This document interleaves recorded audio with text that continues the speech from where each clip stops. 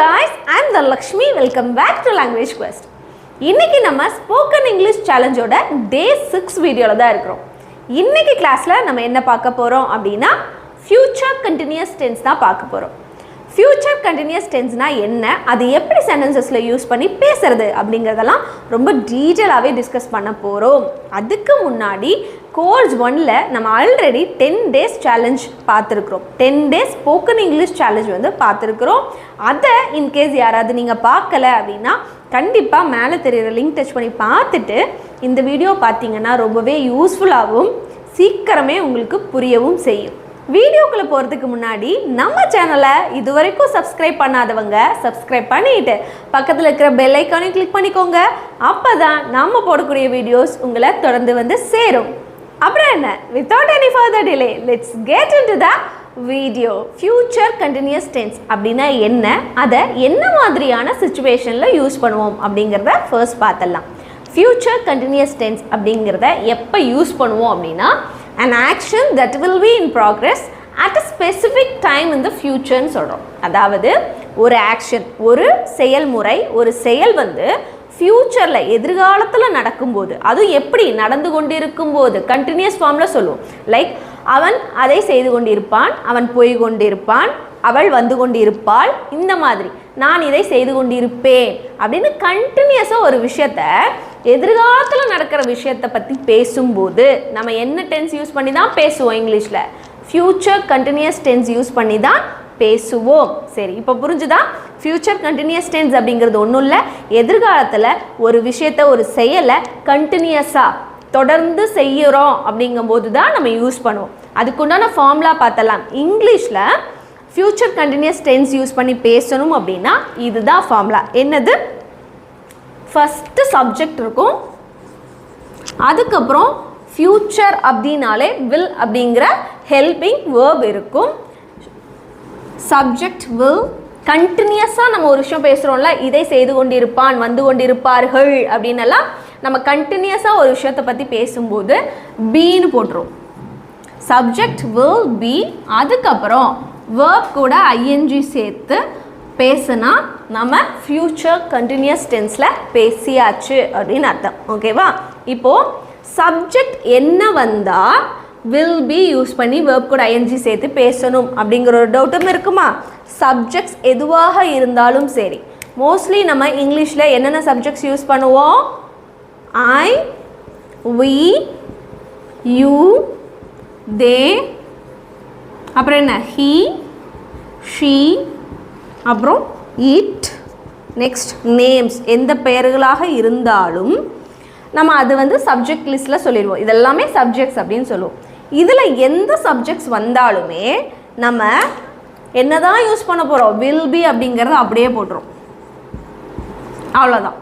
Will பிங்கிறது எந்த subjects வந்தாலுமே நம்ம யூஸ் பண்ண போகிறோம். எந்த டென்ஸில்? Future continuous டென்ஸில். கிளியரா? சரி, ஓகே. இப்போது இந்த ஃப்யூச்சர் கண்டினியூஸ் டென்ஸ்க்கு ஒரு எக்ஸாம்பிள் சென்டென்ஸும் பார்த்தலாம். பாருங்கள். ஐ will B watching, I will be watching TV at 8 p.m. tomorrow. ஓகேவா? I will be watching TV at 8 p.m. tomorrow அப்படின்னா என்ன அர்த்தம்? நான் டிவி பார்த்து கொண்டிருப்பேன், நாளைக்கு 8 மணிக்கு நான் டிவி பார்த்து கொண்டு இருப்பேன் அப்படின்னு சொல்கிறோம். இன்னும் நடக்கல அந்த விஷயம், எதிர்காலத்தில் தான் நடக்க போகுது. பட் நான் அதை கெஸ் பண்ணி சொல்கிறேன். நான் நாளைக்கு 8 மணிக்கெல்லாம் டிவி பார்த்துட்ருப்பேன், டிவி பார்த்து கொண்டு இருப்பேன் அப்படிங்கிறத டிவி பார்த்துக்கிட்டு இருப்பேன் அப்படின்னு சொல்லுவோம் இல்லையா?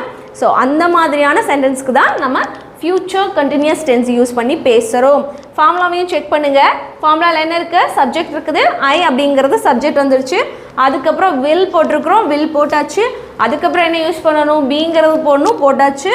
இந்த இடத்துல வாட்ச் அப்படிங்கிறது தான் வேர்பு, அது கூட ஐஎன்ஜி சேர்த்தாச்சு, வாட்சிங் அப்படின்னு. ரிமைனிங் அடிஷ்னல் இன்ஃபர்மேஷன் கொடுத்தாச்சு. இவ்வளோதான். ரொம்ப ரொம்ப சிம்பிளான டென்ஸ் இது. பட் இதெல்லாம், இந்த டென்ஸ் எல்லாம் யூஸ் பண்ணாமல் நம்ம பேசவே முடியாது இங்கிலீஷில் இல்லையா? ஸோ அதெல்லாம் ரொம்ப ரொம்ப basic, at the same time important one நம்ம இங்கிலீஷில் பேசுகிறதுக்கு. சரி, அடுத்தது இன்னும் கொஞ்சம் நிறைய எக்ஸாம்பிள்ஸ் பார்த்தலாம். அப்போ தான் உங்களுக்கு எப்போவுமே மறக்காது ஃப்யூச்சர் கண்டினியூஸில் பேசுகிறது எப்படின்ட்டு. எக்ஸாம்பிள் சென்டென்சஸ் பார்த்துடலாம். இப்போ ப்ரெசன்ட் கண்டினியூஸ் டென்ஸ் யூஸ் பண்ணி இந்த சென்டென்சஸ் எல்லாம் எப்படி இங்கிலீஷில் பேசணும் இந்த ஃபார்முலா யூஸ் பண்ணி அப்படிங்கிறத பார்த்துடலாம். ஃபர்ஸ்ட் சென்டென்ஸ் பாருங்க. நான் மாலையில் மளிகை பொருட்களை வாங்கி கொண்டிருப்பேன். நான் ஈவினிங் வந்து மளிகை பொருள்னா க்ராசரிஸ்ன்னு சொல்லுவோம். ஈவினிங் க்ராசரிஸ் வாங்கிட்டு இருப்பேன் அப்படின்னு சொல்கிறோம். இப்போது இது எப்படி இங்கிலீஷில் போடலான்னா ஃபஸ்ட்டு ஃபார்முலா பாருங்கள். சப்ஜெக்ட், இந்த சென்டென்ஸில் சப்ஜெக்ட் வந்து நான் அப்படிங்கிறது. அப்போது ஐ, அடுத்தது ஃபார்முலாவில் என்ன இருக்குது? Will be. I will B. அடுத்தது வேர்ப் கூட ஐஎன்ஜி சேர்க்கணுமா? இந்த இடத்துல என்ன வேர்பாக இருக்குது? வாங்கி கொண்டிருப்பேன்னு சொல்கிறோம். அப்போ வாங்குறதுக்கு, க்ராசரி திங்ஸ் எல்லாம் வாங்குறதுக்கு அப்படிங்கிறத வந்து ஷாப்பிங் பண்ணிட்டு இருப்பேன் அப்படின்னு சொல்லலாம். அப்போ ஐ வில் பி ஷாப் அப்படிங்கிறது வேர்பு, அது கூட shopping. I will B shopping என்னது? மளிகை பொருட்களை. ஷாப்பிங் த க்ராசரிஸ் எப்போ? மாலையில். இன் த ஈவினிங். அவ்வளோதான். Just read the sentence now.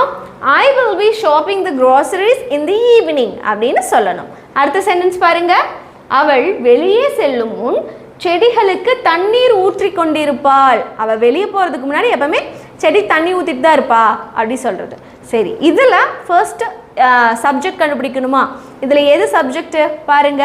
அவளை பற்றி தான் பேசியிருக்கிறோம். அப்போ அவள் அப்படிங்கிறது சப்ஜெக்ட். ஷீ. ஃபார்முலாவில் என்ன இருக்குது? வில் இருக்கா? she will be. அடுத்து verb என்ன? இங்கே தண்ணீர் ஊற்றி கொண்டிருப்பது.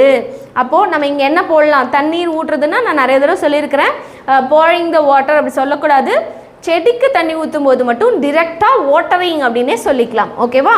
she will be வாட்டர் அப்படிங்கிறது தான். செடிக்கு தண்ணி ஊற்றுறதுனா வாட்டர் அப்படின்னே சொல்லிக்கலாம். அது கூட ஐஎன்ஜி சேர்க்குறோம். she will be watering the plants எப்போ? வெளியே செல்லும் முன். அது என்னென்னு எழுதலாம்? Before going out. அவ்வளோதான். she will be watering the plants before going out அப்படின்னு சொல்லணும். அடுத்த சென்டென்ஸ் பாருங்க. அவர் இன்று பிற்பகல் காரை சரி செய்து கொண்டிருப்பார். இன்று பிற்பகல் அவர் காரை சரி செய்து கொண்டிருப்பார். இது எப்படி நம்ம நார்மலாக பேசும்போது சொல்லுவோம்? மத்தியானம் இல்லைன்னா ஆஃப்டர்நூன் வந்து அவர் காரை வந்து சரி செஞ்சுக்கிட்டு இருப்பார் அப்படி சொல்கிறது. சரி, இதை எப்படி மாற்றலாம்? அவர் அப்படிங்கிறது தான் சப்ஜெக்டு. அப்போ ஹீ. ஃபார்முலாவில் என்ன இருக்குது? வில் பீன்னு இருக்குது. வேர்ப் கூட ஐஎன்ஜி சேர்க்கணும். காரை சரி செய்து கொண்டு இருப்பது தான் இந்த இடத்துல வேர்பாக இருக்குது இல்லையா? அப்போது காரையெல்லாம் சரி பண்ணுறதுக்கு நம்ம என்னென்னு சொல்லலாம்னா ஃபிக்ஸுன்னு சொல்லலாம். ஃபிக்ஸ் கூட ஐஎன்ஜி சேர்த்து ஃபிக்ஸிங்னு சொல்கிறோம். ஏன்னா இது future continuous tense. he will be fixing the car. fixing the car எப்போ? இன்று பிற்பகல். அப்போ this afternoon அப்படின்னு சொல்லுவோம். மத்தியான நேரத்தை தானே பிற்பகல்னு சொல்லுவோம். அப்போ this afternoon. that's it. just read the sentence now. he will be fixing the car this afternoon அப்படின்னு சொல்லியிருக்கிறோம். அடுத்த சென்டென்ஸ் பாருங்க. அவர்கள் நாளை நூலகத்தில் உள்ள புத்தகங்களை ஒழுங்குபடுத்தி கொண்டிருப்பார்கள். அவங்க புத்தகங்களை ஒழுங்குபடுத்தி கொள்வது அப்படின்னா ஆர்கனைஸ் பண்ணிக்கிட்டு இருப்பாங்க. நாளைக்கெல்லாம் அவங்க ஆர்கனைஸ் பண்ணிட்டு இருப்பாங்க அப்படி சொல்கிறது. சரி, இதை எப்படி மாற்றலாம்? அவர்கள், ஏன்னா அவங்கள பற்றி தான் பேசியிருக்கிறோம் இல்லையா? அவர்கள் they will be. verb என்னது? ஒழுங்கு படுத்தி கொண்டிருப்பது. அப்போ they will be organizing.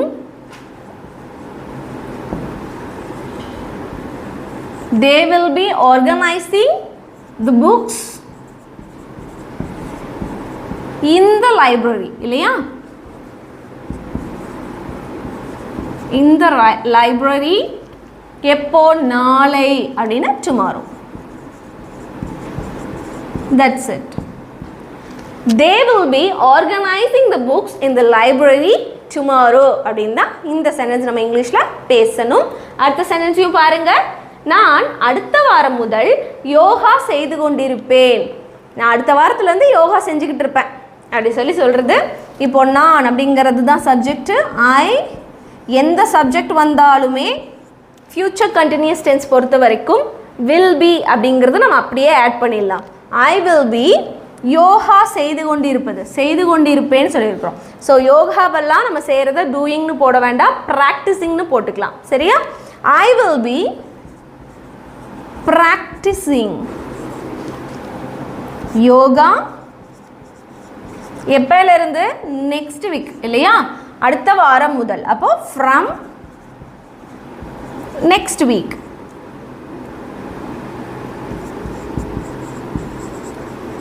Just read the sentence now. I will be practicing yoga from next week. அப்படின்னு தான் சொல்லணும். அடுத்த சென்டென்ஸ் பாருங்க. நான் அடுத்த வெள்ளிக்கிழமை என் பிறந்த நாளை கொண்டாடி கொண்டிருப்பேன் அப்படின்னு சொல்கிறோம். நான் நெக்ஸ்ட் வீக் வந்து என்னோட பர்த்டேவை செலிப்ரேட் பண்ணிகிட்டு இருப்பேன் அப்படின்னு சொல்கிறது இல்லையா? ஸோ நான் ஐ வில் பி கொண்டாடி கொண்டிருப்பேன் அப்படிங்கிறதா வேர்பு. நான் என்ன செஞ்சுக்கிட்டு இருப்பேன்? கொண்டாடிட்டு இருப்பேன். அப்போ நம்ம செய்யக்கூடிய செயல் தான் வேர்ப் இல்லையா? ஐ will B celebrating my birthday. I will B celebrating my birthday. எப்போ? அடுத்த வெள்ளிக்கிழமை. அப்போ நெக்ஸ்ட் ஃப்ரைடே. அவ்வளோதான். Just read the sentence now. I will be celebrating my birthday next Friday அப்படின்னு சொல்லியிருக்கிறோம். இந்த 6 சென்டென்சஸையும் நம்ம அழகாக ஃபியூச்சர் கண்டினியூஸ் டென்ஸில் எப்படி பேசுறது அப்படிங்கிறத பார்த்தோமா? இப்போது இதுக்குண்டான சில எக்ஸசைஸையும் பார்த்துடலாம். அப்போ தான் நமக்கு புரிஞ்சுதா புரியலையா அப்படிங்கிறது ரொம்ப கிளியராக தெரியும். ஸோ எக்ஸசைஸ் அப்படிங்கிறதையும் பார்த்துடலாம். அதில் ஒரு சில ஹோம்ஒர்க்ஸும் கொடுக்குறேன். கண்டிப்பாக நீங்கள் காமெண்ட்டில் சொல்லுங்கள். இப்போது இங்கே 5 சென்டென்சஸ் கொடுத்துருக்குறோம். இதை ஃபியூச்சர் கண்டினியூஸ் டென்ஸ் யூஸ் பண்ணி எப்படி சேஞ்ச் பண்ணுறது அப்படின்னு என் கூட சேர்ந்து நீங்களும் பண்ண போகிறீங்க. பாருங்கள். At this time tomorrow Kiran blank come back home. இந்த இடத்துல கம் அப்படிங்கிறது தான் verb. ஓகேவா? இப்போது இதில் என்ன சொல்லியிருக்கிறாங்க?